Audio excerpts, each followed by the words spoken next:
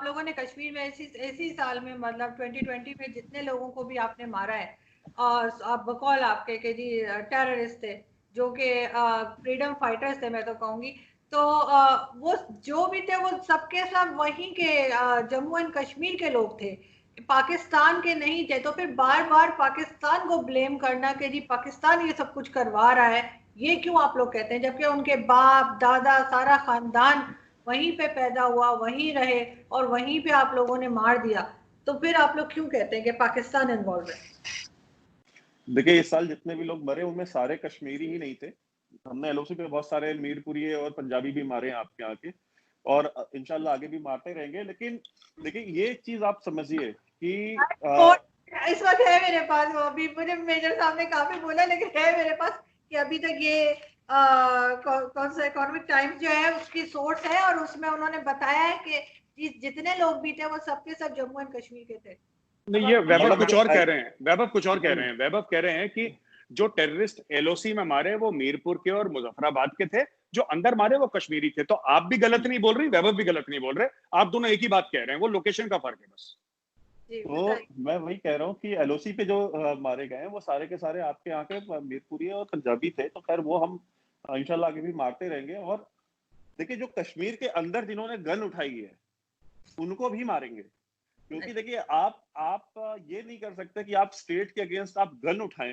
देखिए, इंडिया में इंडिया का मोटो है अहिंसा परमो धर्म, यानी कि नॉन वायलेंस। ठीक है, सबसे बड़ा रिलीजन है, सबसे बड़ा धर्म है। नॉन वायलेंस से बड़ा कोई धर्म नहीं है। लेकिन उसकी जो अगली आधी लाइन है ना, वो ये है कि धर्म हिंसा तथा विचार, यानी कि अगर आपको धर्म को यानी कि राइटियसनेस को अगर डिफेंड करना हो तो आप वायलेंस जो है ना वो भी जस्टिफाइड है। तो अगर आपने बंदूक उठा ली, आप नॉन वायलेंट तरीके से आप एक शाहीन बाग बना लेते, वहां कश्मीर में किसने रोका था आपको? अगर दिल्ली में किसी ने नहीं रोका, अलीगढ़ में नहीं रोका, बॉम्बे में नहीं रोका, हैदराबाद में नहीं रोका, तो कश्मीर में भी नहीं रोकते। लेकिन आप गन उठाएंगे, आप स्टेट को चैलेंज करेंगे, आप लोगों को मारेंगे, लोकल। आप जितने भी ये सो कॉल्ड आपके जो फ्रीडम फाइटर्स हैं, इन्होंने जितने कश्मीरी मारे हैं उतने इंडियन आर्मी ने भी नहीं मारे। आप देखें सरपंचों को, बुरहान वानी का आपका बड़ा हीरो, उसके नाम से आपके यहाँ पे ट्रेनें वगैरह चलती हैं। आप ये देखिए कि वहां पे उसने कितने सरपंच मारे थे और कितने लोकल बॉडीज इलेक्शन में जो ऑफिशियल्स जो काम कर रहे थे उनको मारा था, वो सारे कश्मीरी थे। और ये जो अभी रियाज नाइक को मारा, इसने लोकल कितने कश्मीरी मारे थे, कश्मीरी लोगों के घर में घुस करके जबरदस्ती। और आपको अभी ये भी नहीं पता है कि जो लोकल टेररिस्ट हैं, अगर इनके बारे में अगर इंफॉर्मेशन इंडियन आर्मी को लोकल्स देते हैं तो क्यों देते हैं? वो इसलिए देते हैं बिकॉज वो इनको परेशान करते हैं। इनकी इनकी वो बुरहान वानी था, उसकी 5-5 गर्लफ्रेंड थी, उन्हीं गर्लफ्रेंड के चक्कर में वो मारा गया। अब इस तरह की अगर आप हरकतें करेंगे, ठीक है, तो आखिर उसकी इंफॉर्मेशन मैं आपको बता रहा हूँ।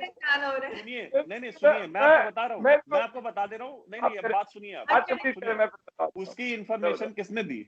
उसकी 5 गर्लफ्रेंड थी, एक गर्लफ्रेंड से वो मिलने गया, दूसरी ने फोन कर दिया आर्मी को, उसको मालूम चला। तो ये इस तरह के हरकतें करते हैं ये, और आप इनको बताते हैं कि पता है, आप ऐसे लोगों के नाम पे आप ट्रेनें चलाते हैं। खैर अब आपके यहाँ तो और वो टाइम पे नहीं चलती वो ट्रेनें वैभव। बुरहान एक्सप्रेस। नहीं, अब मेरी बात खत्म नहीं हुई है, मेरी बात खत्म नहीं हुई है, आप मेरी बात सुन लें। फकर ने एक बात बोली कि 70 साल पहले हिंदुस्तान में ना, देखिए 70 साल पहले हिंदुस्तान में, मेरा हिंदुस्तान 10,000 साल पुराना है, ठीक है, पाकिस्तान 70 साल पहले बना है। तो आप जब इक्विवेलेंस ड्रॉ करते हैं ना इंडिया पाकिस्तान के बीच में, तो फॉल्स इक्विवेलेंस ने ड्रॉ किया करें। तीसरी चीज मैं ये बोलना चाहूंगा कि आप जब आप ये कहते हैं कि कश्मीर में ये इस तरह से आपकी आर्मी ऑपरेट करती है, वहां पे ह्यूमन राइट्स वायलेशन, देखिए हमारे तो आर्मी चीफ ने कभी नहीं बोला कि हमने ह्यूमन राइट्स वायलेशन नहीं करी है। आपने सुना है किसी इंडियन आर्मी के ऑफिसर को ये बोलते हुए कि भाई हमारे यहाँ कोई ह्यूमन राइट्स वायलेशन हमने नहीं करी?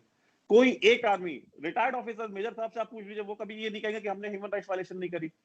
लेकिन इंडिया और पाकिस्तान में डिफरेंस ये है कि हमारे यहाँ जो ह्यूमन राइट्स वायलेशंस हुए हैं उन पे कोर्ट ऑफ इंक्वायरी हुई है, उनके खिलाफ एक्शन हुआ है, कोर्ट मार्शल्स हुए हैं हमारे यहाँ। आप अपनी आर्मी का एक कोर्ट कीजिए कि हमारे यहाँ पूरे 70-72 साल में एक ऑफिसर को भी ह्यूमन राइट्स के ऊपर कोर्ट मार्शल हुआ हो। मैं बोल रहा हूँ, मैं पब्लिक लाइफ छोड़ दूंगा, मैं टीवी पे आना छोड़ दूंगा, मैं अपना चैनल बंद कर दूंगा। एक ऑफिसर का नाम बता दें जिसको ह्यूमन राइट्स की वजह से कोर्ट मार्शल किया गया हो। एक ऑफिसर नहीं है, सिंगल। और आपके यहाँ पे इंसर्जेंसी बलूचिस्तान में चल रही है, आपके insurgency north Waziristan, south Waziristan, FATA और कराची ऑपरेशन हुआ आपके यहाँ पे, एक डॉक्टर को आपके यहाँ पे उठा के ले गई, वो डॉक्टर 5 करोड़ रुपए दिए, उसने वो अमेरिका गया, अमेरिका जाने के बाद उससे मीडिया ने पूछा, उसने कहा कि 5 करोड़ रुपए दिया गया तब मैं छूटा हूँ, आपको कहाँ रखा गया था? उसने बोला कि मुझे कोर कमांडर के जो कराची कोर का हेडक्वार्टर है, मुझे वहां रखा गया था। अब आप बताइए, आपकी मतलब आपकी फौज, ह्यूमन राइट वाले तो जो भत्ताखोरी आप कहते हैं, हमने कराची में भत्ताखोरी, सबसे बड़ी भत्ताखोर तो आपकी फौज है कराची में। 5 कोर है, 5 कोर वहां पे। ऐसी बात नहीं है क्या? आप बार बार अगर ये ऑन द रिकॉर्ड है, ये ऑन द रिकॉर्ड उसका है, मैं आपको लिंक भेज दूंगा, आप वो देख लीजिएगा। जो फखर मुसलसल बलूचिस्तान के ऊपर जो है इंडिया से अटैक्स भी हो रहे हैं, बातों की बात कर रही हैं, और मीडिया में भी पता नहीं किधर किधर से बुला के कौन से बलोची जो है फेक किस्म के बलोची बिठा रहे हैं, कल भी बिठा रखा है, तो वो कह रहे हैं नहीं जी इन्वॉल्वमेंट एक लाइन बोलूंगा मैं, एक लाइन। बलोची नहीं होता है, बलोच होता है। Balochi is a language, Baloch is the ethnicity. Okay, thank